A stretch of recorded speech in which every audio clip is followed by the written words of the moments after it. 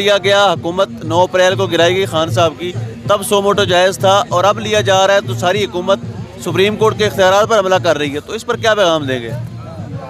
Sir बात पता क्या है, हमारे मुल्क के अंदर 70-75 साल की तारीख है कि ज़ात आज़ाद की और मफादात की सियासत होती है, अपनी तिजोरियों को भरने की सियासत होती है, अपने बच्चों के मुस्तकबिल लंदन में बनाने के लिए तैयारी होती है।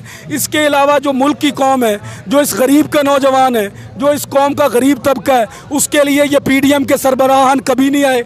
मेरा मुर्शद हमारे लिए आया है, ये लोग अपनी तिजोरियों के लिए आए हैं। अल्लाह ताला की अदालतें लग गई हैं, कोई सुप्रीम कोर्ट नहीं, कोई अदालत नहीं, कोई इदारा नहीं, अब अल्लाह की अदालतें लगी हैं। फैसले अल्लाह ताला खुद करेगा।